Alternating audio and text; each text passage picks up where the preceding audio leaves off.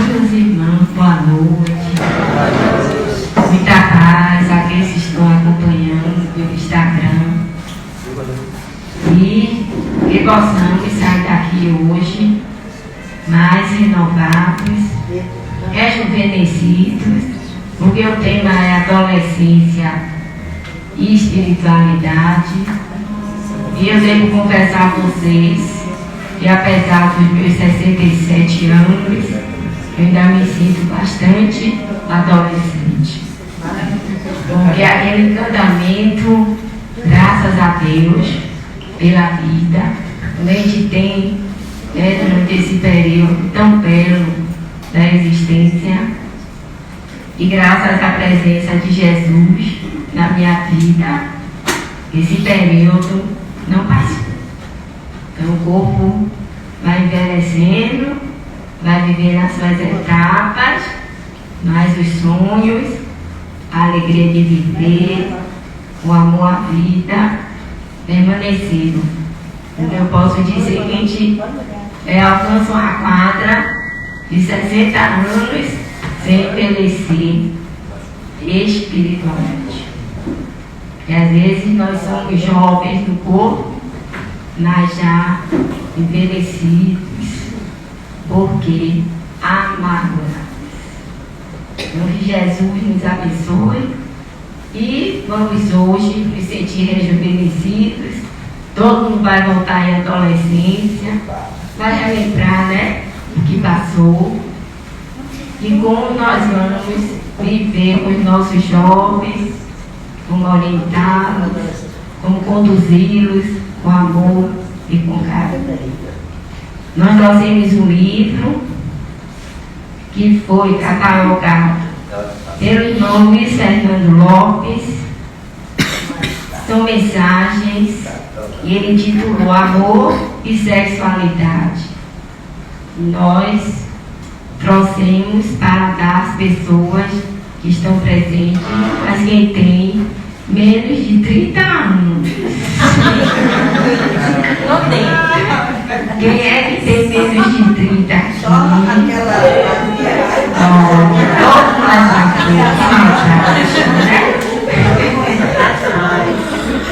Então eu vou pegar a carteira de identidade.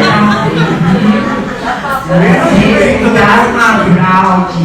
Olha a fraude. Então, quem tem menos de 30, por favor, se dirija aqui para receber o livro. Quem é que tem?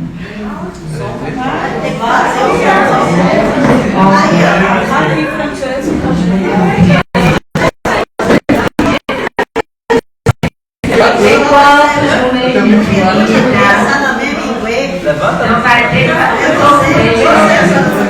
Vai ter que fazer um sorteio. Vai quatro. Menina, todo mundo.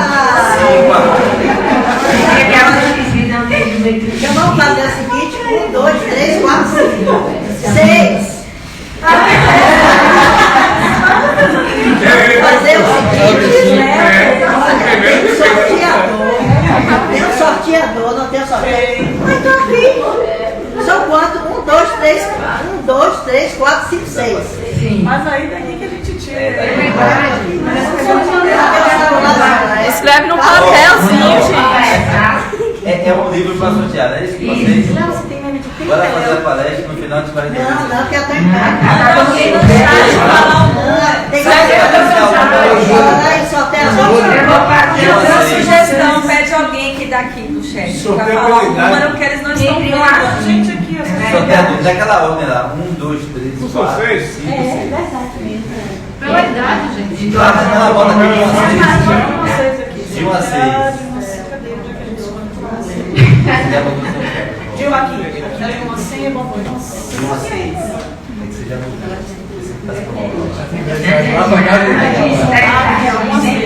Tem 3 pessoas que Peraí, você é o número 1. Não, ao contrário, lá. 1, 2, 3, 4, 5, 6. Ah, sim, tem que dizer qual o número cada um. De lá pra cá. 1, 2, 3. Então vamos lá, sortear agora. Sortear número Número 2. Número 2.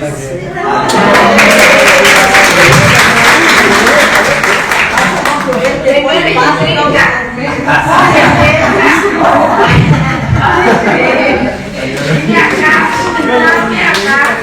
cara do abraço,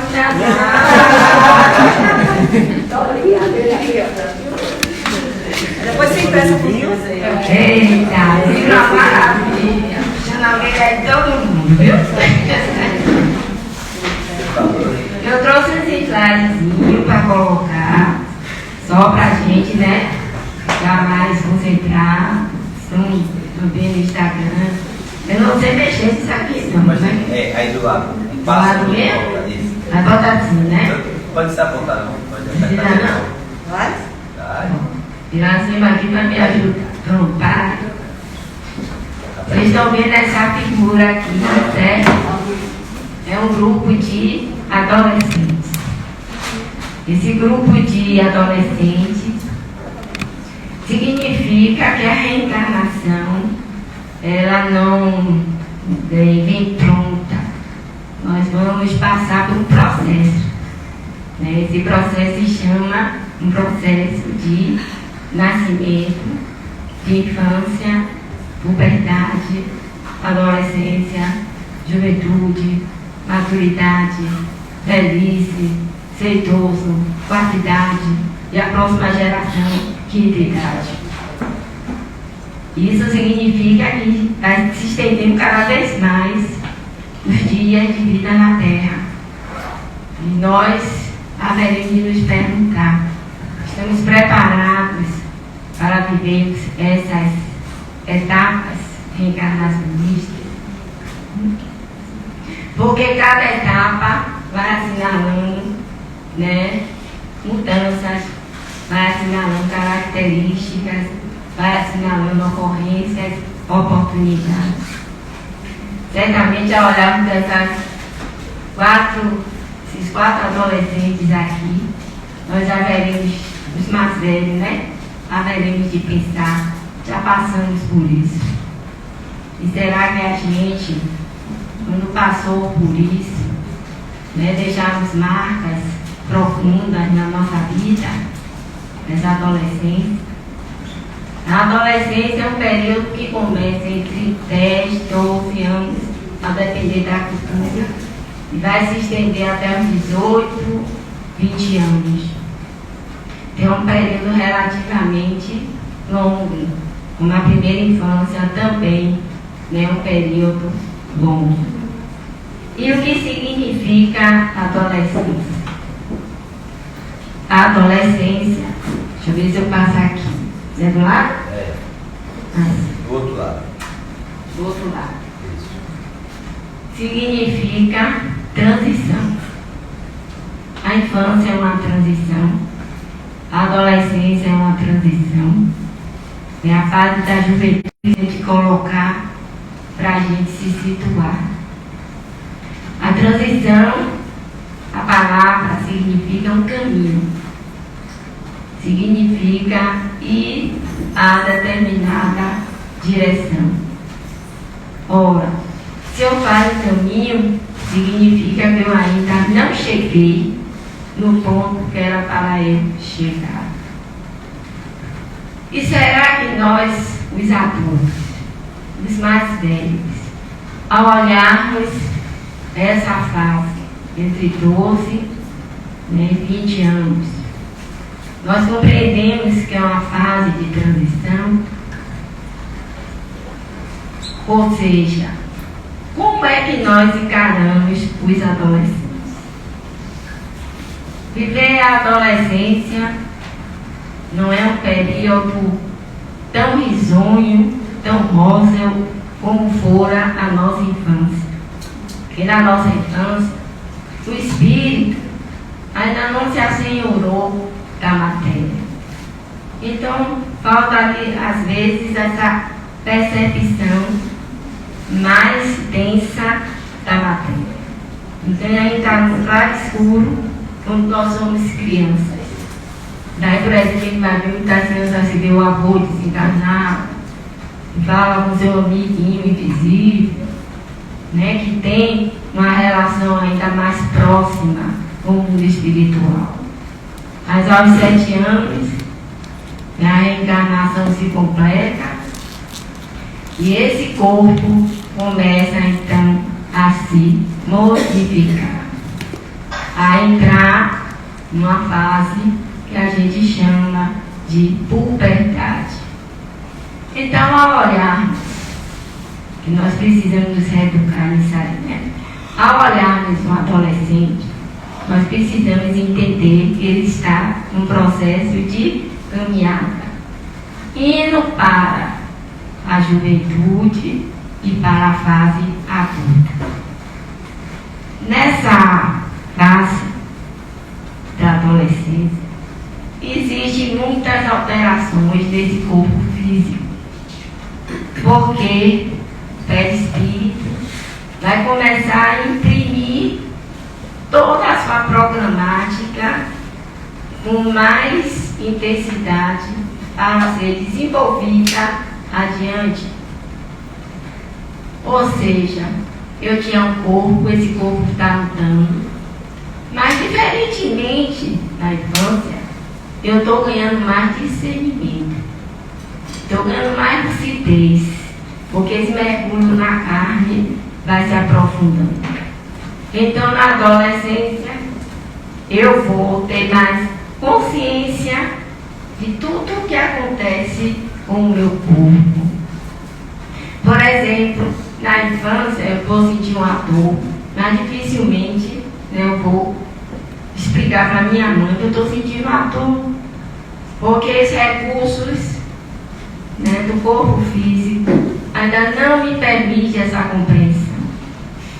Mas quando vai chegando na adolescência, essa consciência corporal vai se ampliando e eu vou viver um período muito delicado, porque meu corpo vai mudar graças aos hormônios da hipófise, que começa, né, a provocar todo o metabolismo diferenciado. Aí eu vou começar a crescer, vou começar a estirar, aí tem o chamado estirão, né, do crescimento. Alguns hormônios começam a funcionar e a minha masculinidade, minha feminilidade começa a ser definida. Então, se eu reencarnei no corpo feminino, esse corpo agora começa a ganhar contornos morfológicos que a gente classifica como feminino. Se eu reencarnei no corpo masculino, esse corpo agora começa, né, todo o seu metabolismo e eu começo a também me inteirar desse momento e meu corpo começa a ficar então também com um corpo agora definido, mais definido como masculino, graças aos chamados hormônios sexuais. Esses hormônios eles vêm, e aí é que os adultos nós precisamos entender, como se fosse um dique que tem uma represa que rompeu, e esses hormônios vêm com muita força e vai provocar uma verdadeira turbulência hormonal no corpo físico, fazendo com que essas mudanças sejam num pique acelerado. Então, as meninas começamos a crescer, a manifestar, né, essas aparências femininas e os meninos também. Então, os meninos vão começar a mudar a voz, né?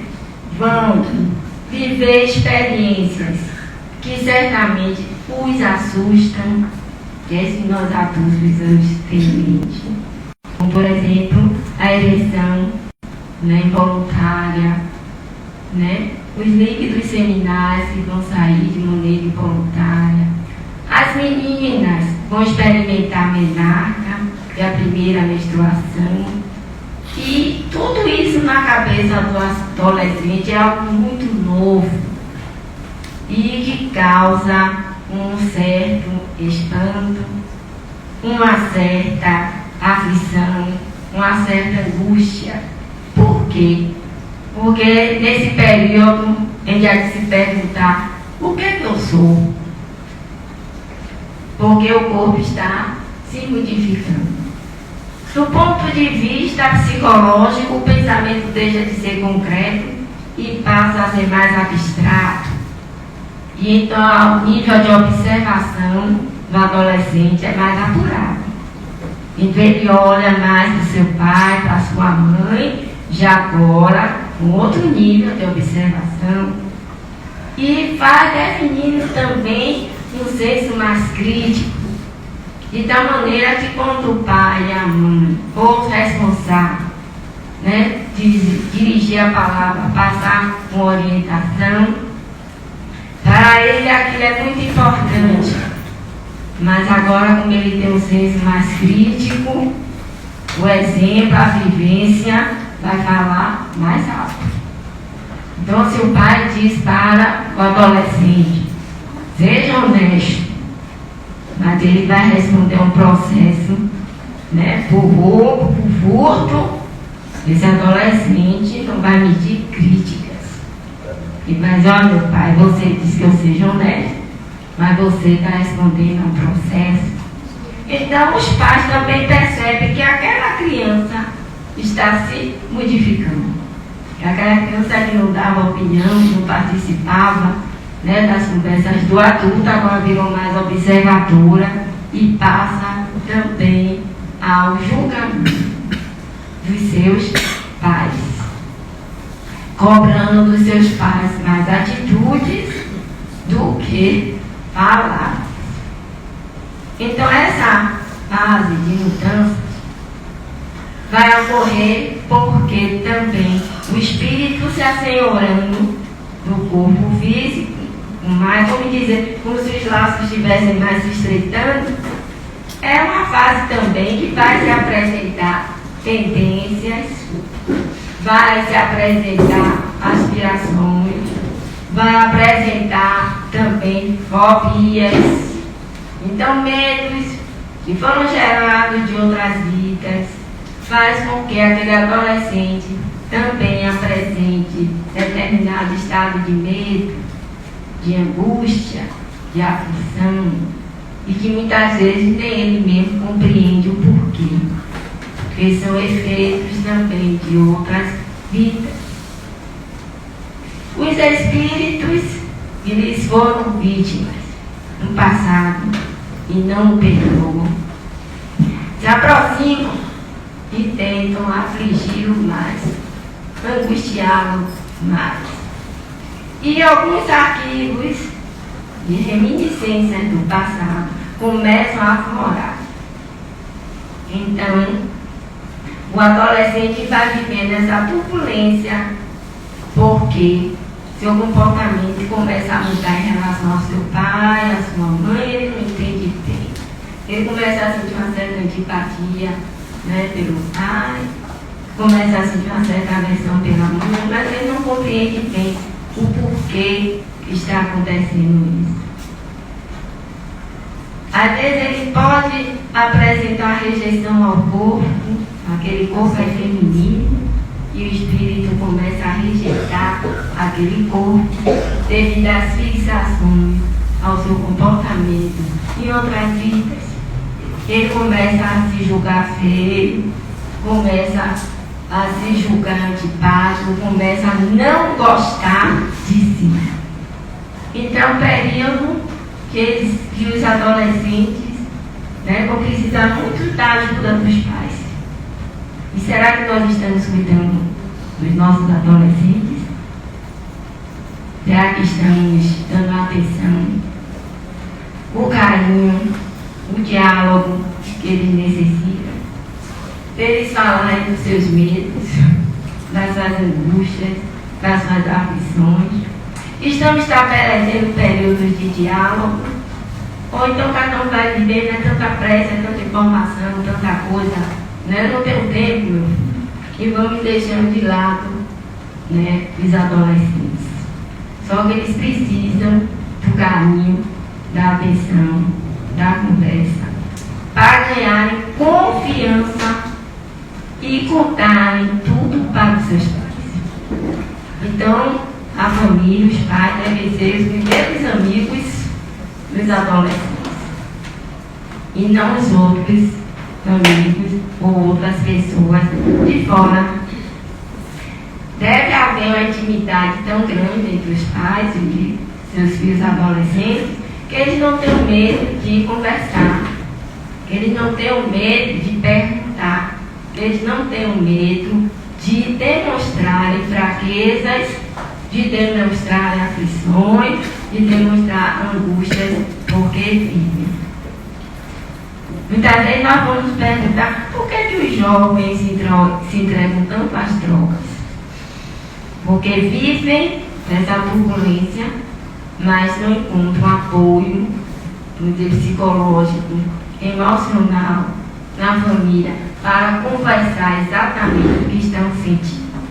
Então, a primeira orientação é, se nós temos adolescentes em nossas vidas, é fazermos amizade profundas, porque somos espíritos do amor, mas temos que ter amizade, né? Para conversar, para dialogar, para perguntar como eles estão se sentindo. Se estão se sentindo bem, se não estão se sentindo, e acompanhar com delicadeza essas transformações que ocorrem no corpo do adolescente. Então, a primeira menstruação é muito assustadora, né? Quer ver sangue, e a adolescente fica, o que aconteceu? Muitas vezes ela não é preparada para isso. Então, é necessário que a gente converse com os nossos filhos de maneira delicada, suave, tranquila, sobre as transformações que irão viver. Então, o período bom é encantador, mas é também marcado por muitas angústias. E os adolescentes, às vezes, não estão encontrando, né, esse apoio emocional e psicológico na sua família. Então, precisamos estar atentos a essas alterações. Às vezes, as mudanças de humor, a irritabilidade, né, o querer ficar sozinho, não querer conversar. E precisamos estar apoiando esse adolescente. Uma coisa que acontece também nessa fase são os conflitos, principalmente conflitos de identidade. Eu era uma criança, eu tinha um mundo infantil. De repente eu saio desse mundo. Por quê? Porque os próprios hormônios, né, as próprias condições biológicas vão influenciar meu psicológico, e o que antes era atrativo, tinha grande significado para mim, a partir dos 12, 13 anos, começa a perder o significado. Então, por exemplo, nós, meninas, né, gostamos muito de brincar de boneca, mas quando vai chegando aos 12, 13 anos, pela própria força hormonal que muda o nosso psicológico, vai perdendo o atrativo e vamos ganhar novos significados. Mas aí, meu conflito, o que é que eu sou? Uma criança? Um adulto? Não sei o que eu sou. Porque eu estou numa fase intermediária. E aquele mundo que eu vivia era seguro. Quando eu estava na infância, de repente é como se eu perdesse o chão e entrasse num mundo totalmente novo. E esse conflito, como é que eu vou me comportar? Como é que eu vou agir? O que é que eu vou fazer na minha vida? O que é que eu sou agora? O que é que os outros vão pensar de mim? Porque esse mundo agora me parece hostil, me parece estranho. E será que ele está compreendendo isso nos adolescentes? Eles estão entrando num mundo que assusta, num mundo, né, que tem turbilhões de perguntas, de aflições, e que eles não sabem exatamente para onde vão se dirigir.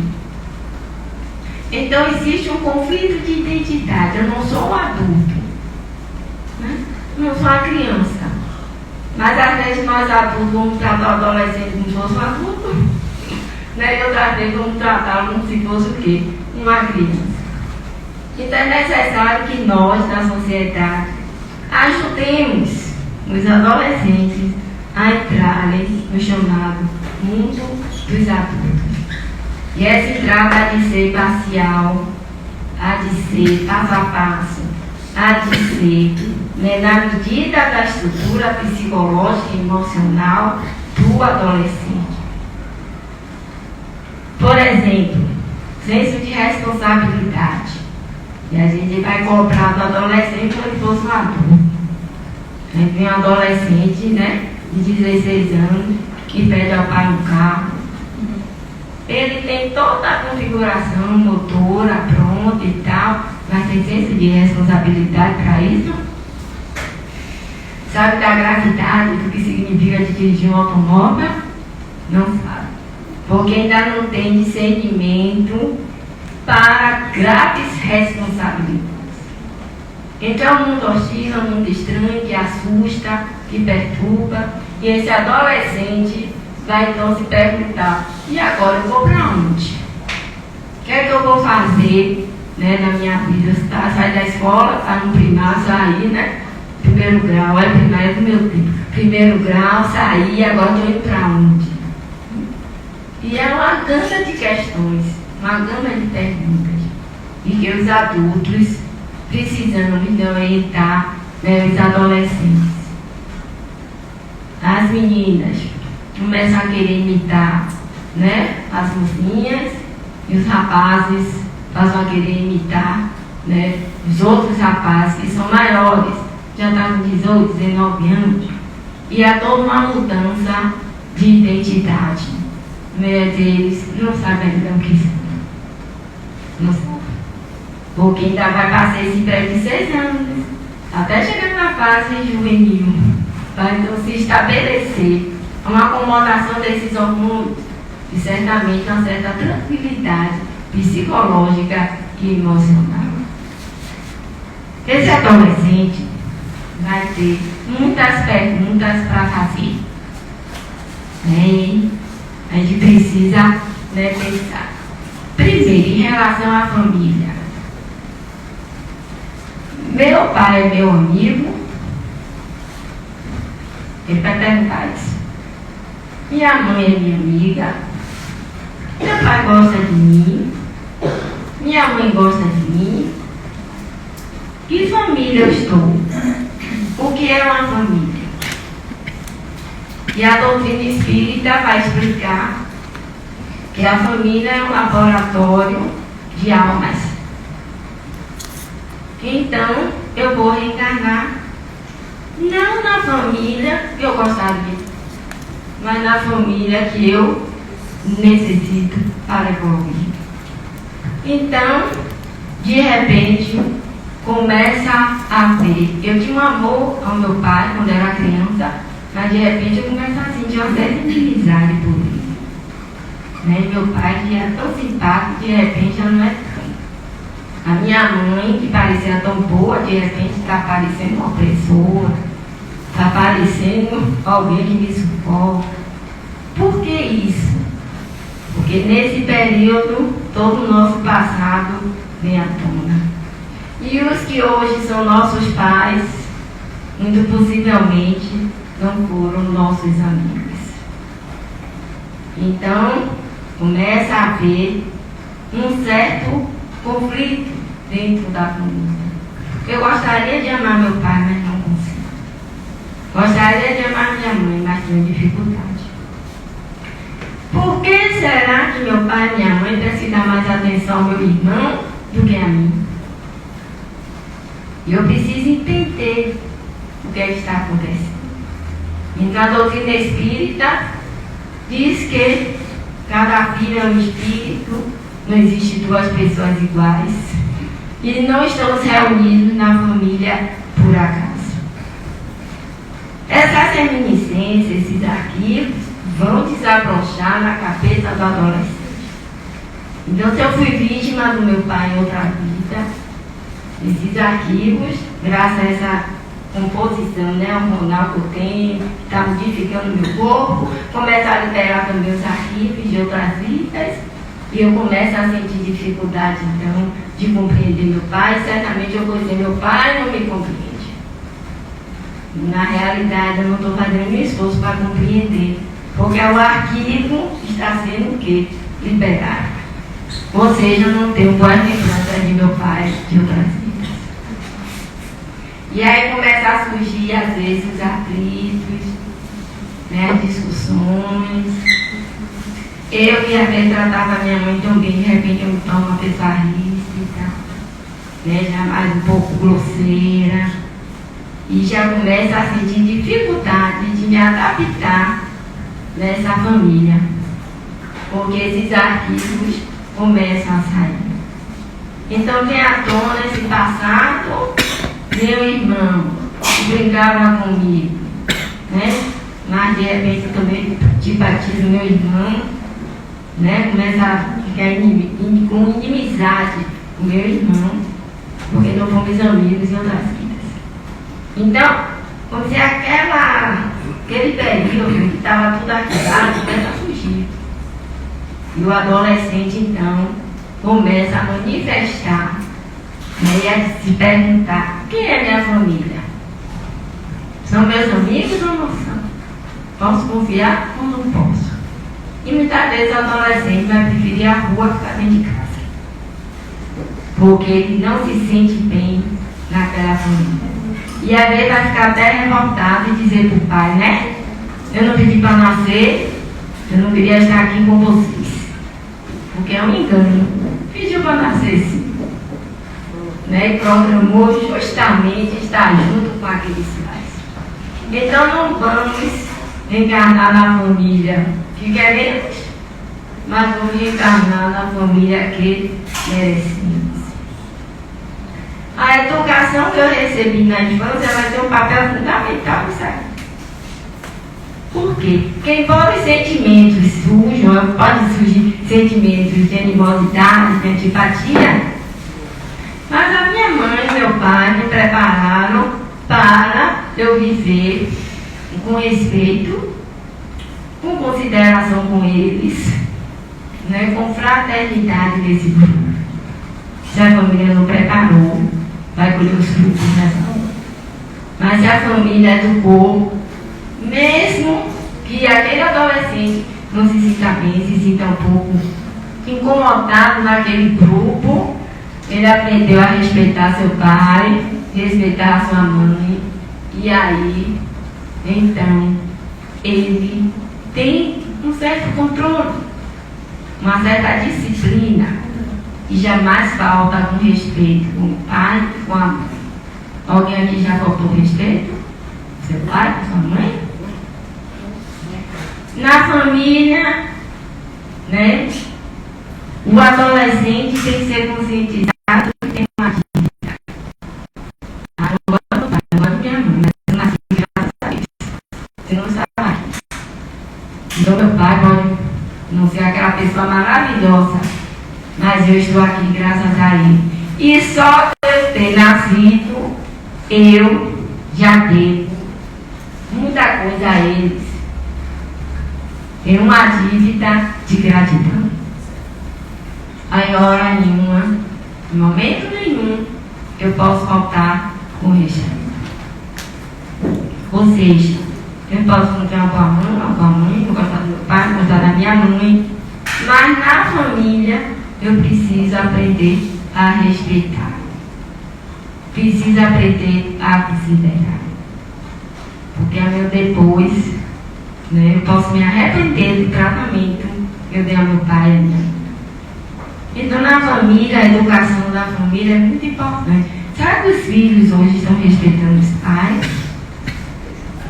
O que é que vocês acham? O lar é como um tempo sagrado.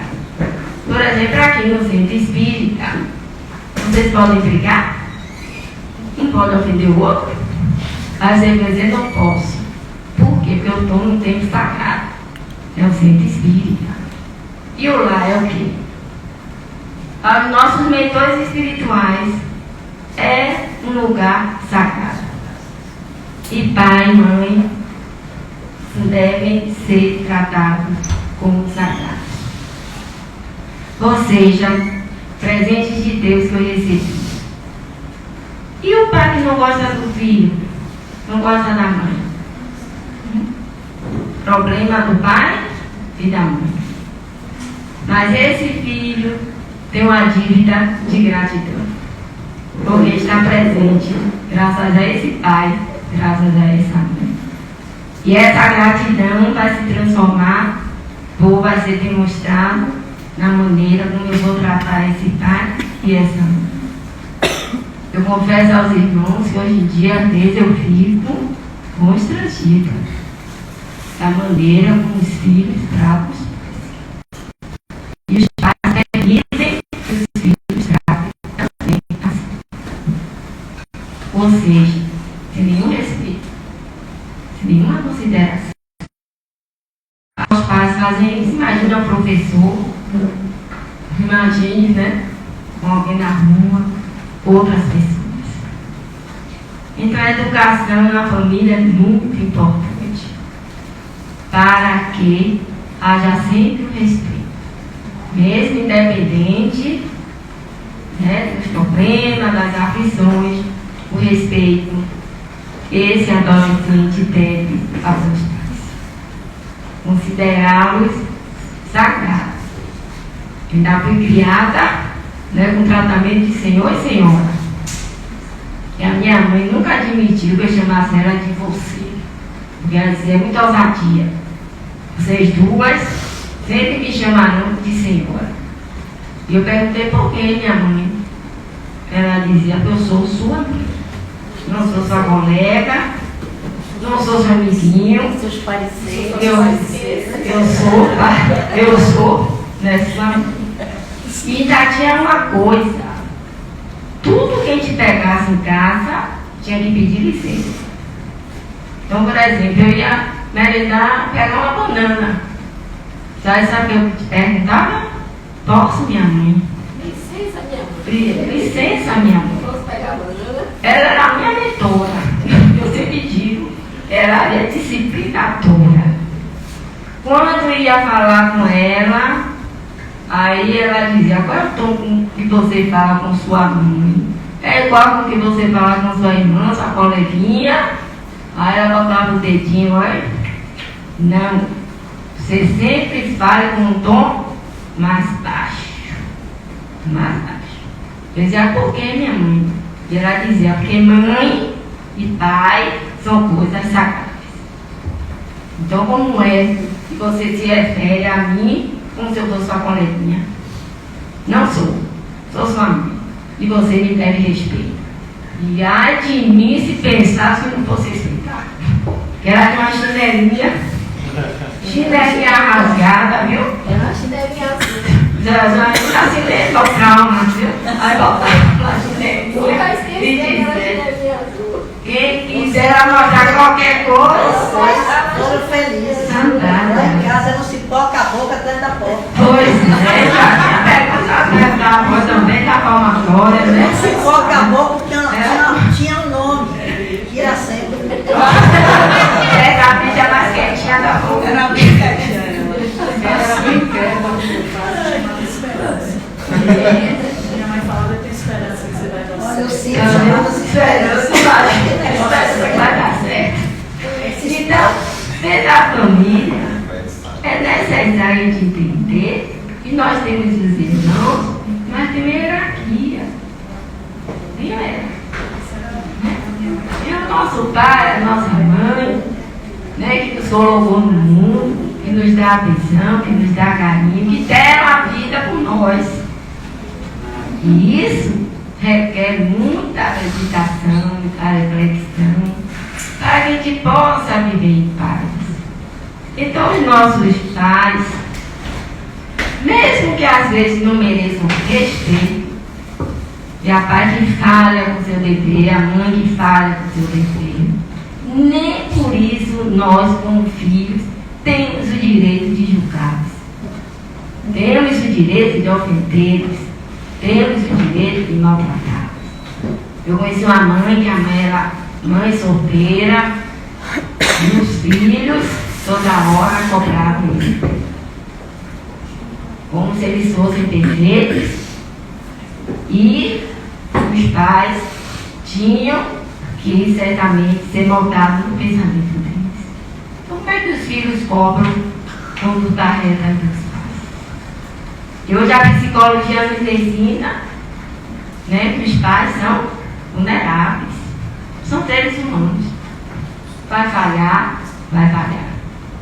Né? Vai cometer erros, vai cometer erros. Mas isso não dá o direito para o filho ficar cobrando, julgando, exigindo perfeição. Quando nós somos crianças, nós aprendemos que a nossa mãe é uma santa, mas depois cai a ficha. É um ser humano. É um ser humano, tem suas falhas, né, tem seus problemas, suas dificuldades. Às vezes os pais não estão bem, estão preocupados, estão angustiados, estão aflitos. Aí é a hora dos filhos, o quê? Consolar seus pais. Ser o apoio dos seus pais, ser os confidentes dos seus pais. Porque para isso, Deus enviou esses filhos, para ajudá-los também. Então a família deve ser um recanto de amor, um recanto de paz, um recanto de alegria, mas sobretudo de respeito e de disciplina. Disciplina. Para que não se torne um ambiente de guerra, um ambiente de briga, de discussões, de mal-estar. E às vezes o adolescente prefere a rua para estar dentro de casa. Como está a sexualidade dos adolescentes no mundo de hoje? Com as pressões, os ídolos, porque o adolescente vai descobrindo o sexo, o desejo sexual, o interesse, né, pelo namoro, mas só com as pressões do meio ambiente. E essa pressão acelera essa maturação sexual. E o resultado disso é que nós estamos vendo jovens de 12, 13 anos engravidando, quando essa sexualidade tem que ser vivida paulatinamente, com o sentido de um futuro construir a sua família. Mas que danças nós apresentamos aos adolescentes? As roupas, as falas, os filmes, que os adolescentes também estão expostos. Como os hormônios estão fervilhando, certamente esses impulsos são espicaçados pelos adultos. E não tem tutor nenhum. Não tem tutor. E que se beijam na frente de todo mundo, faz sexo na frente das crianças, apresentam nudez às crianças, dos jovens, dos adolescentes, espicaçando, né, um fervilhar desses hormônios. E é claro que os adolescentes acabam se entregando, né, ao desejo sexual, cedem por pressão dos adultos. Então precisamos pensar e parar. Será que nós estamos respeitando nessa marcha evolutiva até a fase adulta? Ou estamos comprimindo os jovens, pressionando os jovens para ver os prazeres da terra, os prazeres sensuais? Porque os adultos acabam influenciando, né, os adolescentes pela arte, pela música. Nós conhecemos uma jovem, que era professora, conheci uma jovem muito delicada. Essa jovem já tem uns 14 anos. E ela foi para uma festa. O pai permitiu que ela fosse para uma festa. E essa festa começava às 22 horas, terminava às 6 horas. E ela foi a noite toda. E aí, meus irmãos, acreditem. Quando ela foi, era uma pessoa. Quando voltou, era outra. Porque a afeição de adulta, um deboche, né? Ela começou a agredir o pai, com as palavras mais chulas, com as palavras de baixo caminho, começou a pedir a mim, o pai acabou por esbofeteá-la, diz assim, eu não conheço mais a minha filha. Então, para a gente ver a influência psíquica, que sofre influência psíquica. E quando o pai é uma pessoa, quando retorna, é outra. Nessa fase, os espíritos das trevas, que não querem que a gente complemente a reencarnação, então a reencarnação segura, o que é que acontece? E que explicação o adolescente também. Aí sofre processos obsessivos, ou seja, compressão da libido, para que se entregue aos prazeres sexuais. E ele vai então, vamos dizer, queimar a etapa. Queimou aquela etapa. A partir de agora já é um adulto. 12, 13 anos. Então é necessário a gente rever também como nós estamos sensibilizando os adolescentes para, às vezes, conhecer o corpo. E às vezes conhecer o corpo significa estimular a prática sexual. Vamos distribuir camisinhas. Quantos anos tem? 12, 13 anos. Então nós estamos queimando a etapa, empurrando eles, fazendo você colocar para fazer adulto. E é preciso ter cuidado. Porque muitos encarnam com conflitos, com vícios, com problemas sexuais do passado e que precisam ser reeducados e terem disciplina. Eu ainda sou do tempo do namoro. Alguém aqui namorou? Não sabe namorar? Nem sabe mais o que é isso, né? Alguém sabe? Está aqui. É aquele namoro que a pessoa, os jovens se conheciam, davam as mãos e não saíam das mãos. É só montada. Um beijinho, misericórdia. Lá você vai lá pra cá. A gente conheceu um casal, bem jovenzinho, era menina, e eles passeavam pra lá e pra cá, com o pai, com a mãe ali, todo mundo junto. É muito importante o namoro, diz os bons espíritos, porque essa afetividade, essa busca, esse desejo sexual é saudável no adolescente, mas ele precisa ter o quê? Disciplina, estar preparado para a vivência sexual. E o namoro vai abrindo a convivência, vai sabendo, vai conhecendo o outro, vai fazendo amizade. Até que chegue o momento que mais amadurecidos, eles estejam prontos para a união afetiva. Então, engravidar nessa época mexe com a cabeça do adolescente. Porque não tem uma responsabilidade muito grande. E às vezes os pais, sem nenhuma conotação moral, dizem, ao ser engravidar não tem problema não, chega a sua boca. E a jovem de 15, 16 anos fazendo aborto. E o modelo dessa jovem vai ficar com o risco de vida. As frustrações. Porque os prazeres passageiros, ou seja, eu fiquei com fulano agora, satisfiz, o outro não considera, que eu também é jovem, só quer curtir, larga lá, sem se preocupar com o emocional, com o psicológico, com o emotivo, do afetivo dessa jovem. E ela se sente o quê? Esmulhada. Se sente mal. Passa a odiar o corpo. Passa a odiar o corpo. E não aceita o próprio corpo. Então, são situações muito delicadas. E que nós precisamos parar e meditar. Porque permitir o uso de camisinha, incentivar os jovens à prática do sexo, só que com 12, 13 anos de idade. E aí a gente pergunta se psicologicamente, emocionalmente, é possível que na nossa cultura os jovens vivam essa sofreguidão. Quem está dizendo que o jovem não viver, você tem que viver, tem que gozar a vida. E gozar a vida significa viver todos os prazeres da vida. Então viva o que quiser, faz o que quiser, Deus como Ele quiser, sem nenhum limite, sem nenhuma disciplina ética moral.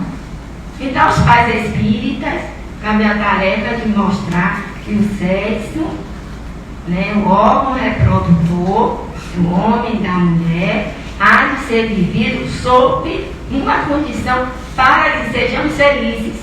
Que condição é essa, meus irmãos? O amor. E quem vai satisfazer apenas o desejo sexual vai ficar o quê? Frustrado depois. Que vai passeio, sem nenhuma conotação afetiva, sem nenhum momento, né, de confiança, de afetividade, de alegria, de plenitude. Então passamos a ser objetos, né, uns dos outros.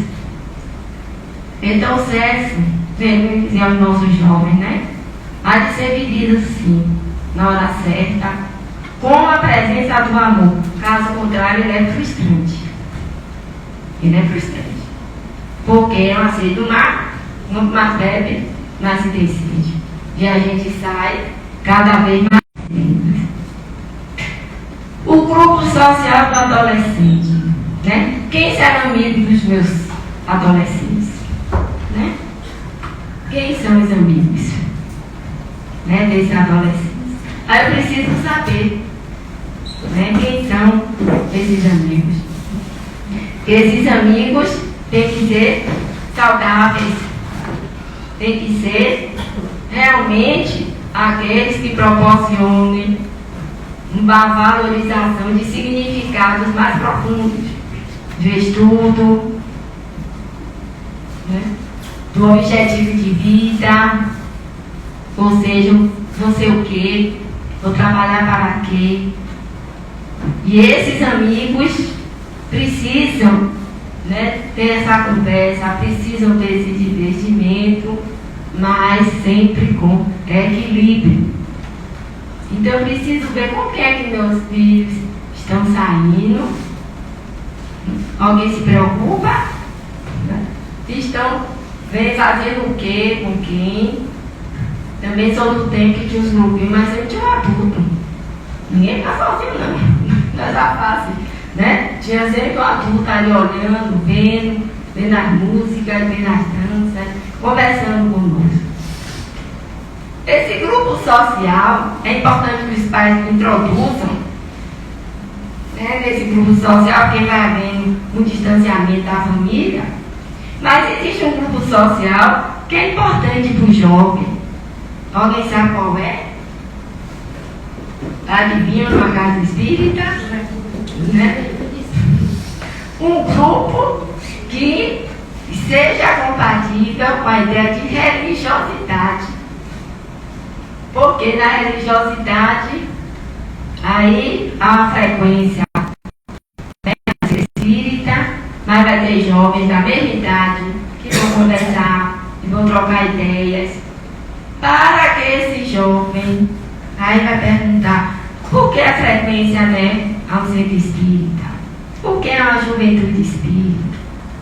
Para que os jovens, dentro do seu projeto de vida, esteja lá, suportar as provações, as expiações, as dificuldades, os desafios que virão pela frente. Então esse grupo social há de ser um grupo saudável. Nós frequentávamos a juventude espírita com 17 anos, de quem André Luiz Peixinho.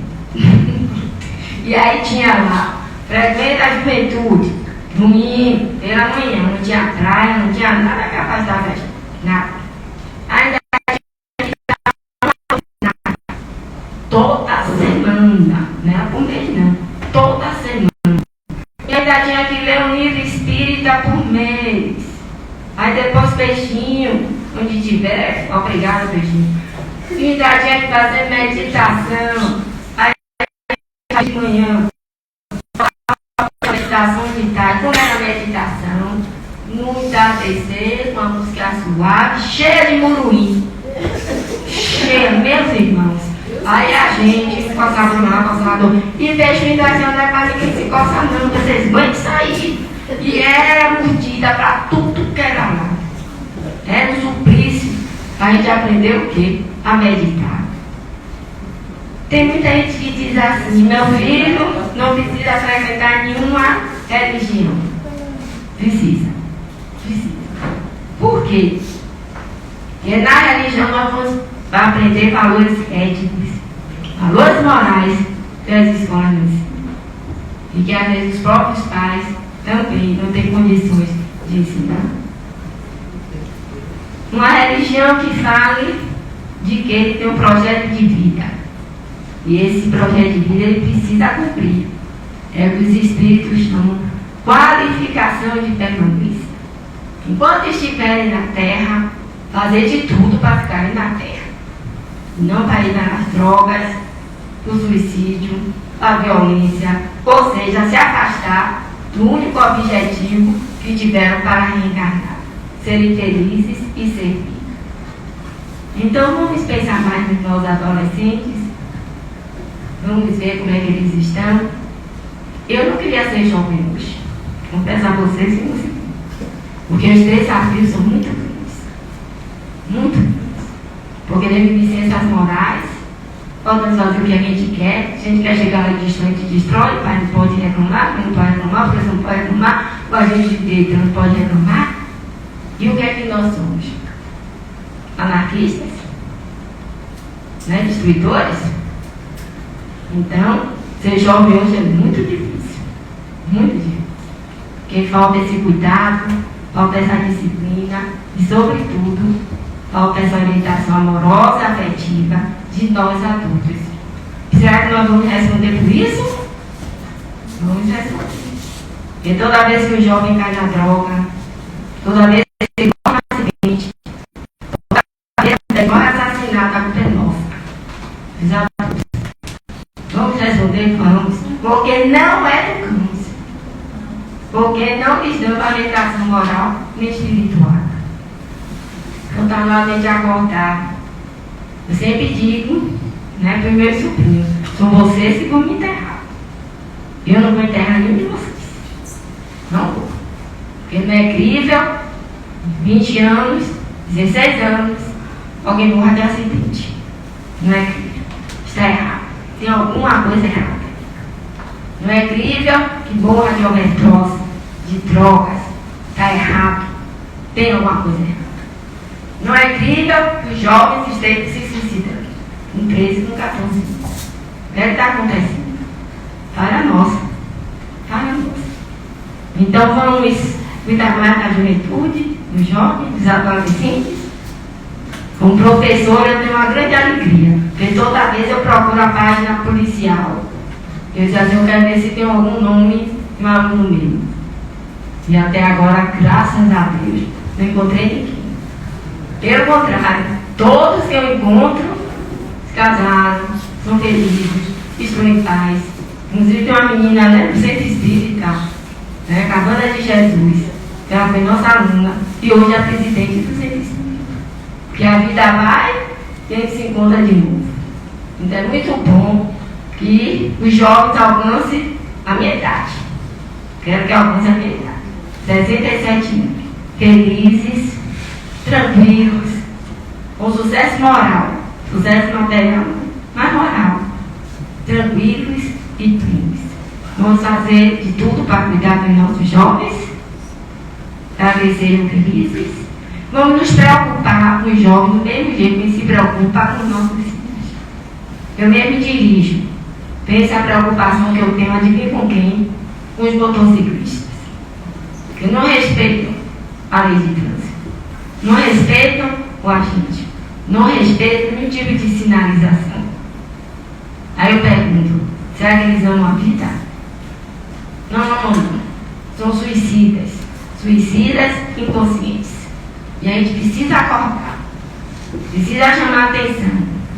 Que nenhum jovem deve retornar em forma de cadáver para a sua casa. Que usou overdose, que ficou, porque se destruiu, porque se acidentou. Nenhum pai não merece isso. Nenhum. E a gente precisa ser mais austero, sabe? Então vamos ajudar a juventude. Eu reclamo com todo mundo, viu? Se eu ver fazer errado, eu falo, eu reclamo isso. Não, tia, tá certo, tia, tá certo. Quer ver botar a consciência, bota alerta da própria mãe e do próprio pai. Então que a juventude chegue também aos 67 anos. Meu desejo. E se eu estiver lá desencarnado, eu vou buscar todo mundo. Ver se, vocês, viu? Ouviram a palestra lá, que bom, que estão reencarnando, estão aí firmes e fortes. Porque todo mundo merece ter o cabelo branco. Né? E dizer, olha para trás, que saudade eu tenho da minha juventude. Era feliz, brincava, era alegre. Mas dizer, meu Deus, mas eu não mudei muito não. Continua a mesma coisa. Diga esse Iracema aqui que adora cantar, né?